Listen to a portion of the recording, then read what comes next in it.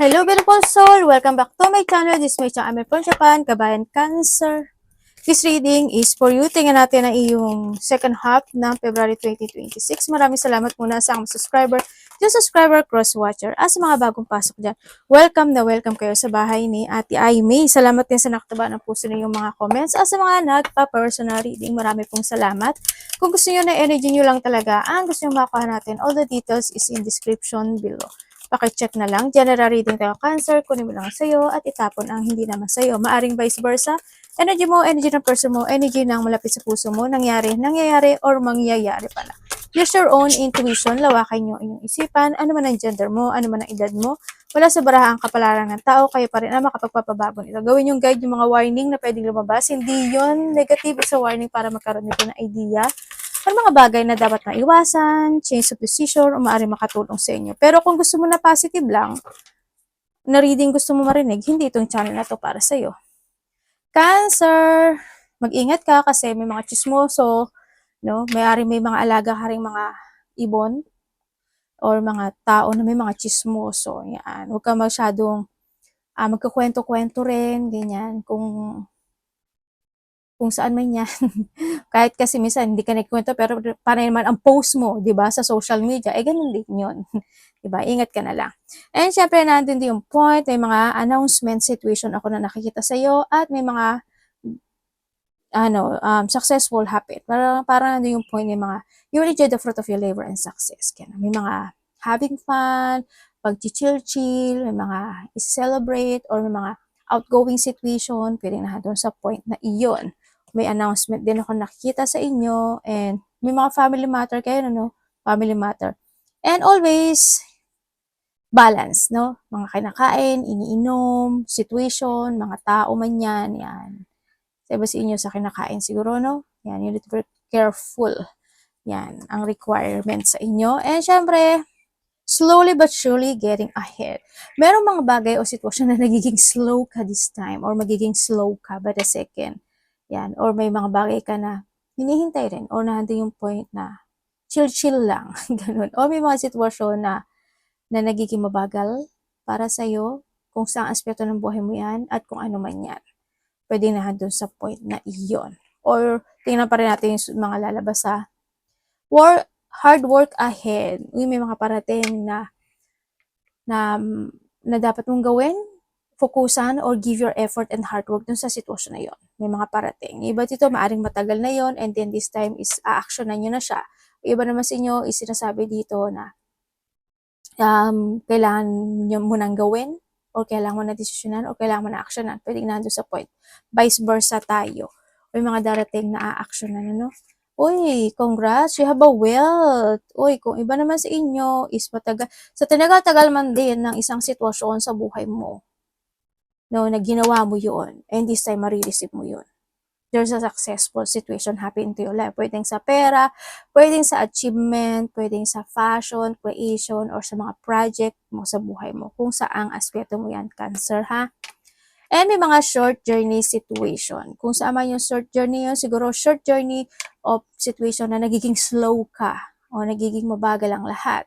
Ganyan. Pwedeng pangsamantala lang yun, and then the working hard is coming. Doon yung point na yun, at you will become a stability.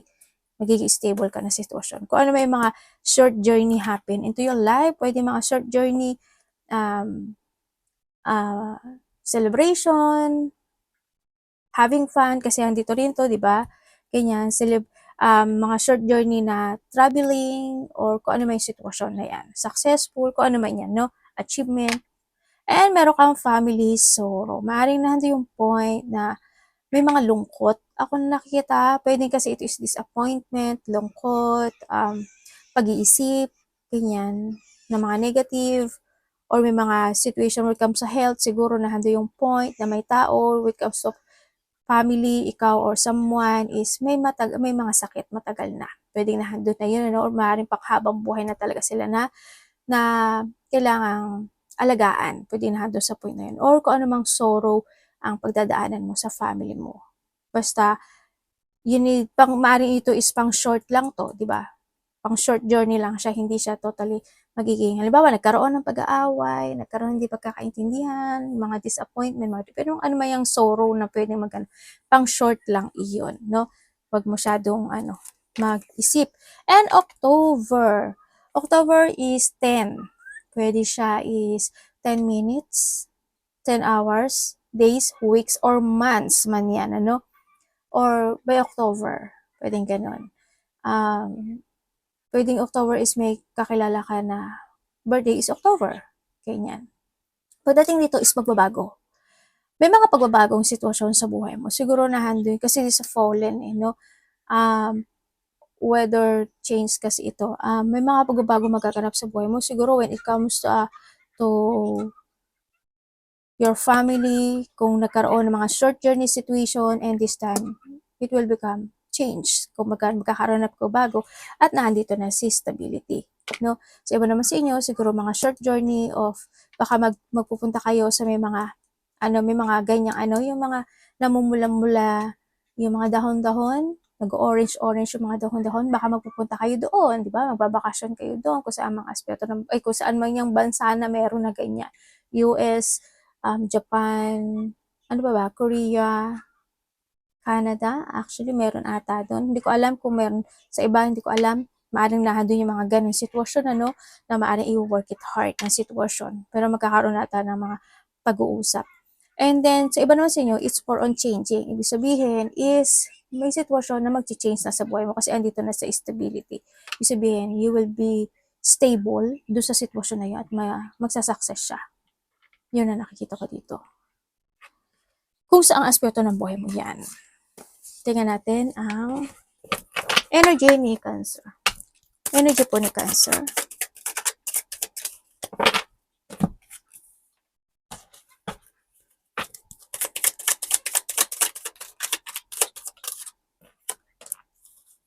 Uy, may travel ka?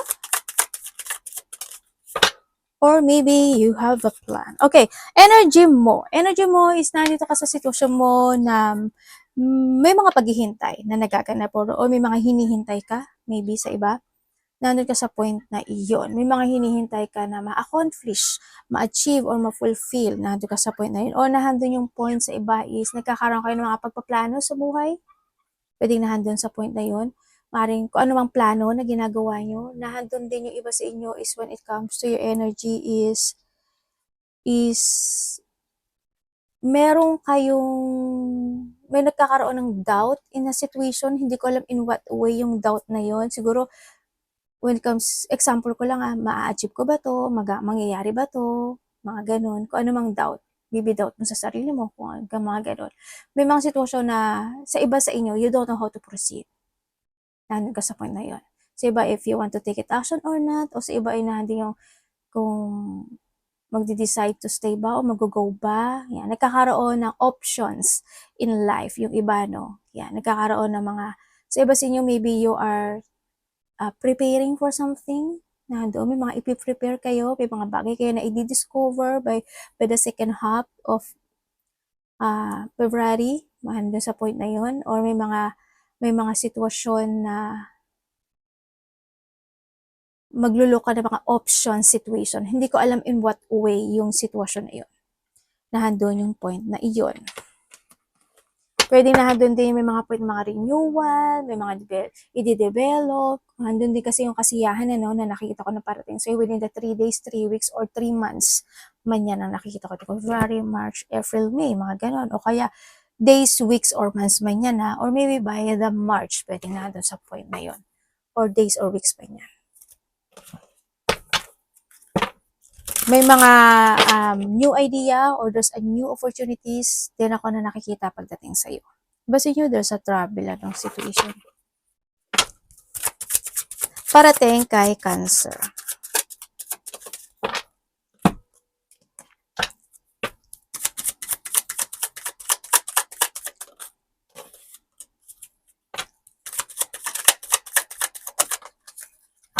Okay, parating sa iyo. Ang dami mong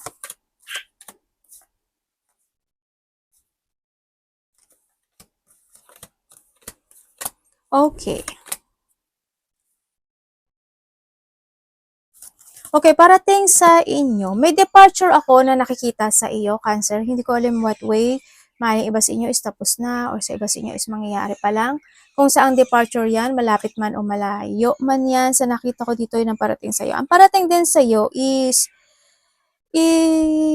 meron kang isang sitwasyon na haharapin eh. May haharapin ka raw. Hindi ko alam, siguro may haharap ka sa isang tao na mas mataas sa'yo, pwedeng ganun, pwedeng you have an interview, o kaya is may mga mas nakakataas sa'yo na isang tao, ganun, may kakaharapin ka. Sa nakikita ko dito, may offering nga din ako na nakikita sa iyo eh. Hindi ko alam in what way yung offering na yun. Yan, maybe there's an opportunities of offering. Actually, ang daming offer sa iyo. Bakit ang daming yung offer, universe? Yun. Meron daw sinasabi dito na makaka-receive ka. Hindi ko alam kung if you want to create dun sa sitwasyon na yon or makaka-receive ka or ikaw ang magki-create. Related siya sa papers and documents. Yun ang nakikita ko. Hindi ko alam why. Pwede makaka-receive ka ng papers and documents o may mga ipapasa ka na papers and documents o may mga isusulat o aayusin o ipiprepare na isang sitwasyon. Pwede na doon sa point na yun na basta doon sa papers and documents ako na nakikita sa iyo.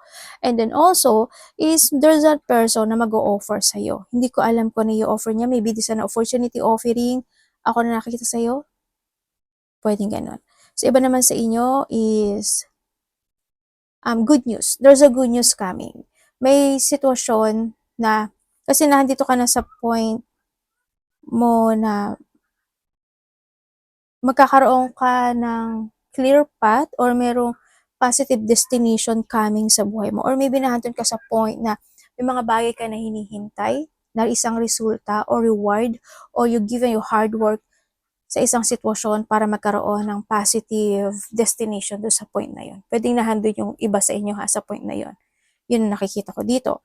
And then also, mag-ingat ka na lang din sa nakikita ko dito kasi yung iba sa inyo is makakaramdam ka raw na minsan siguro masakit yung ulo mo, masakit yung paa mo, o kaya may mga mararamdaman ka, or maybe there's a person na a mother figure ako na nakikita dito. Hindi ko alam kung sino yung mother figure, pwedeng ikaw or someone into your life na may nararamdamang pain. Hindi ko alam in what way yung pain. Sakit ba siya? Sakit ba siya sa bulsa? O sakit ba siya sa pera? O financial ba siya? Hindi ko alam. But there's an emotional situation ako na nakikita sa kanya. Or maybe yung thinking, no? About dun sa sitwasyon na yon.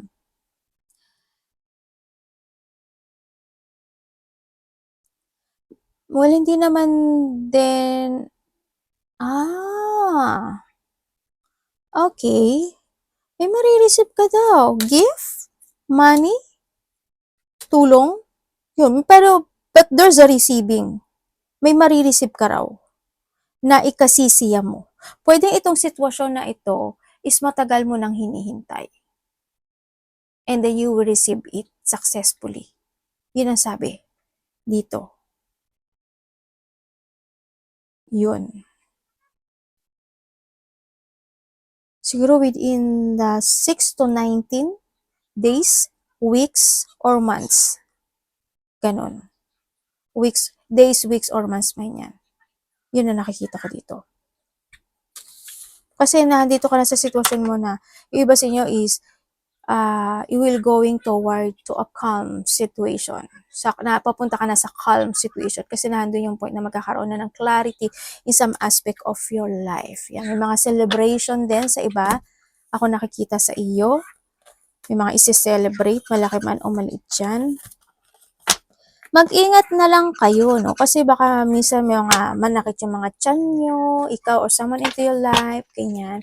May mga manakit ang tiyan, kung ano man yan. Kung may babae ka, syempre andun yung menstruation, sigmurain ka, lamigin ka, diba? Kung ano man yan. Ang sakit pa naman pag nilamig yung tiyan mo, grabe. Grabe talaga. Napakasakit. Parang feeling mo gusto mo na magpa-doktor. Kung naramdaman nyo yun, yan. Ingat-ingat na lang kayo na sa tiyan nyo or bandang tiyan or someone into your life. Ganyan. Maaaring manakit yung tiyan niya or may sakit siya sa bandang tiyan. Tingnan natin ang dapat mong iwasan. May mga may mga pagmumuni-muni kayong ginagawa this time. May mga ikinaka-excite kayo eh. Parang may naiisip kayo na isang sitwasyon na parang may sinisiyasat kayo, parang nandun yung point na naghahanap kayo ng mga bagay-bagay, katotohanan, ito ba, ganito, ganyan. Parang nandun ka sa point na yun.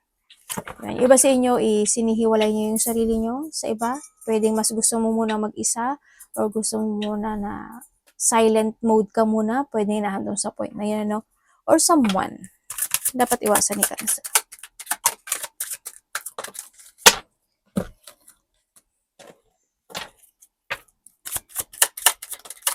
Ay, devil, lumabas. Ay, ano ba yan? Lagi ko na lang nababungko yan. Okay, ayun na, devil. Kala mo hindi totoo ha. Okay, when it comes, may tao dito, no? May tao dito na maaring matagal mo na tong kilala. Mas maedad to sa'yo. Hindi ko alam why, kung siya is medyo strikta, or mahigpit lang talaga siya. Vice versa. Or nahando siya sa point na ganito, ganyan. Dapat ganon, dapat ganito. Dapat may mga ganon sitwasyon. Ikuhanin mo na lang yun na nakikita ko dito. Dapat mong iwasan. Siyempre, iwasan mo yung hindi ka magkaroon ng mga pagpaprogress sa isang sitwasyon mo sa buhay mo. You need din kasi magbigay ng effort and hard work, and you need to commit in your situation. Kailangan din ng lakas ng loob, focus lang, be practical, yan, sinasabi dito. Iwasan mo yung mga sitwasyon na makakapagbigay sa'yo ng toxic relationship, situation, kaibigan, bad habit, kung ano man yan, no, na makakapagpa-blockage sa'yo. No? And then, iwasan mo, siguro is not to reclaim your power. Ganyan, magkaroon ka ng mga limiting belief sa sarili mo. May mga bagay ka kasi na kailangan mo i-release yung sarili mo dun sa sitwasyon. Ang sinasabi dito, syempre, pagdating din sa mga makakasalamuha mo, mas, you need to be very careful din, mas maging mahigpit sa pera man yan o sa mga nasa paligid mo na sitwasyon. And sa sarili mo, nandun yung point na huwag ka magpa-stuck, magpa-trap, or magpa-stagnant in your situation sa buhay mo kung may mga bagay na kailangan makipag-cooperate, kasi mas maganda yung nakipagsalamuha ka para may mga natututunan ka rin, di ba? In a good way. Hindi yung makikipagsalamuha ka sa mga tao na devil. Yung mga ganong sitwasyon. Iba yun. Tapos ikaw pala yung pinuno no? Huwag naman sana, no? Yan. Kung may mga bagay na dapat ikat. Ang sinasabi dito. Choose one direction. Love. Kapatid, anak, magulang, karelasyon, kaibigan, pamilya, Cancer in love. Pag-iisip also ng negative, iwasan mo. O pag-iisip ng masama, syempre. When it comes sa, ano ba yan? Palit palaging ganun. Hindi pala nakaano. Pagdating sa love, sa iba sa inyo, wala no? Kasi you are more on focusing sa meron ka sa ngayon. Ganyan. Focus ka sa mga goals mo, focus ka sa sarili mo, focus ka kung saan man. Nandun ka sa point na yun. Parang you putting your guard in your situation, no? Nandun ka lang sa nakafocus ka lang sa mga bagay-bagay mo na gusto mo. Kung sa ibang single yan, ha? Mukha naman yung ibang single, iba ang nasa isip. Sa mga single na iba dyan, yes, may parating. May tao naman na maaring nakakausap nyo na. O iba sa inyo, isa, dalawa, sa iba sa inyo, no? Maaring isa dito is nakakausap nyo na.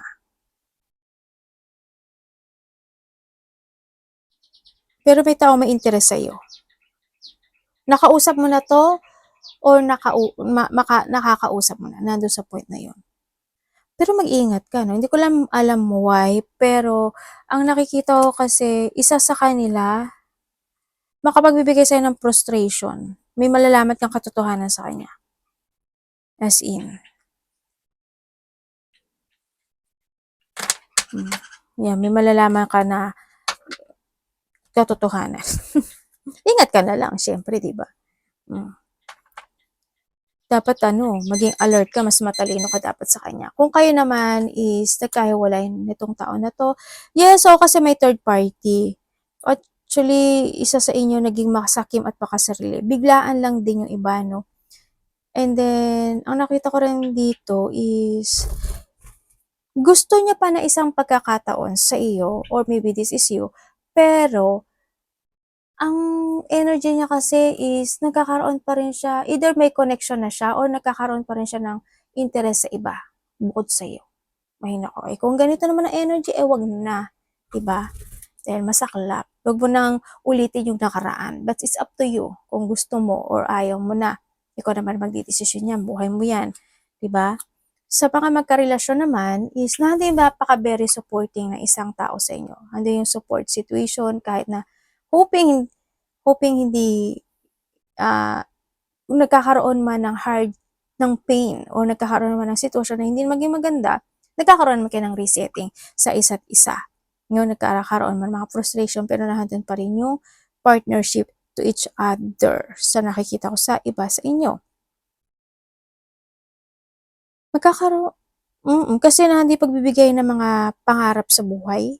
Pwedeng they giving you a love and they giving you mga pangarap na pinakong niya sa'yo, pwedeng nandun sa point na yon. Sa iba sa inyo, kung may third party, oo, may third party. Kitang-kita, may third party. Yun. Kasi isa is makasarili at sakim. Dito. Pwede may mga biglaang frustration ka na maramdaman sa connection mo, or ikaw or siya may mararamdamang frustration or pain. Pwedeng sa trabaho, pwedeng sa pera, pwedeng sa inyong dalawa. Or pwedeng kung may anak kayo, pwedeng nandun sa point. O kaya mga pag-uusapan na medyo makakaramdam ka ng frustration. Malaki man o maliit yan. Anak, masusunog ka dyan eh. Yun. Pwedeng, kung ano mang frustration na yan. Yun ang nakikita ko sa iba sa inyo. Tingnan natin yung money mo, Cancer.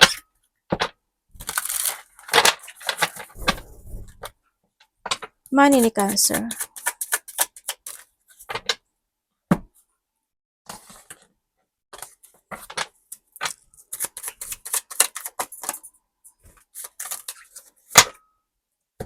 Okay, when it comes sa money mo is nagsisave ka naman talaga ng money. Or maybe you're starting to save a money. Or you need to start to save a money, and think to the future. Nandun yung point na yun. Kumbaga, may mga nare-receive ka naman. Sa nakita ko dito, sa iba sa inyo, andun yung receiving, andun naman yung mga good news situation, o nandun yung kasiyahan, no? Pwede kung nagkakaroon ka ng pag-iipon talaga, andun talaga yung kasiyahan mo kasi baka malaki na yung naiipon mo, o kaya malapit mo na ma-fulfill talaga yung income na inaasam mo, mga ganun sitwasyon. Kaya pagdating sa money, there's a happiness and there's a good news ako na nakita, or achievement man yan sa iba sa inyo. Abundance also is coming, yun, ako nakita. Pero may pagtulong eh. Hindi ko alam kung may tutulungan ka or may hihingi ng tulong. O may magbibigay sa'yo ng tulong. Tingnan natin ang advice.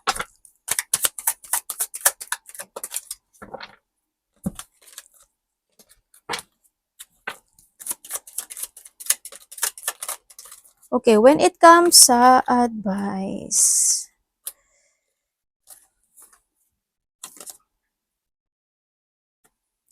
When it comes sa advice, try to make it balance any situation into your life. Tulad nga na sabi kanina, slowly but surely. Ang sinasabi rin dito, you need to getting away or you need to escape sa isang sitwasyon na it's not working to you anymore. Yun ang sinasabi sa halimbawa, ano ba yun ate? Wala naman akong bisyo. Halimbawa, lagi ka lang nakahiga, lagi ka lang tatamad-tamad.